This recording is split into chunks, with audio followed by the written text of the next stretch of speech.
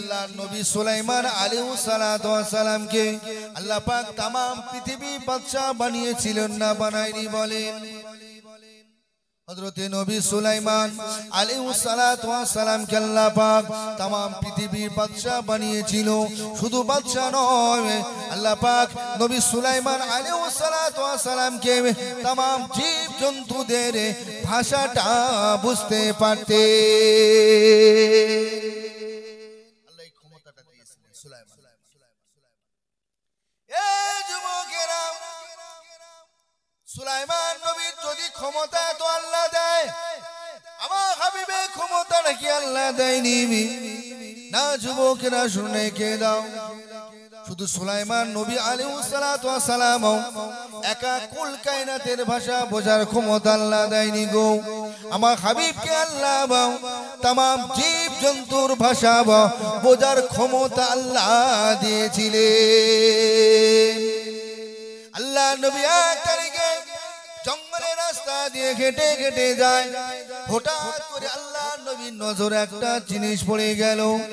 এই যুবকেরা তরুণেরা ওই প্রাণীটা আল্লাহ নবীর দিকে তাকিয়ে তাকিয়ে সালাম জানায় চোখের পানি ফেলে ফেলে সালাম জানায়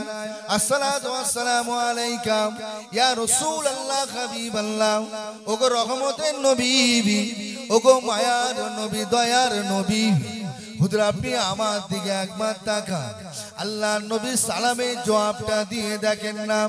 বনের একজন হরিণীকে শিকারী বেঁধে রেখেছে পায়ে দড়ি বেঁধে ফেলে রেখেছে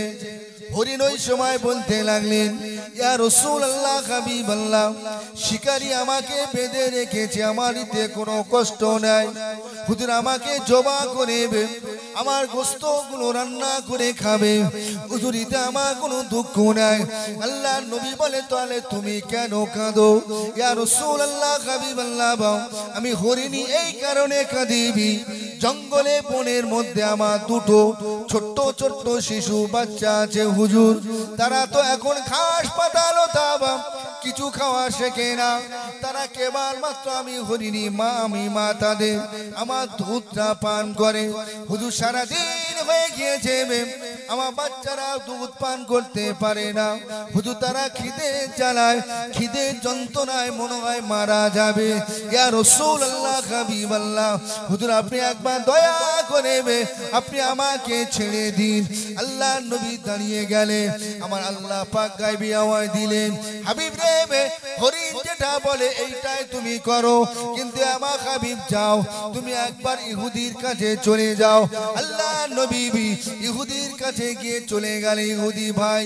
হরিণটাকে আপনি স্বীকার করেছেন বলে আপনি কে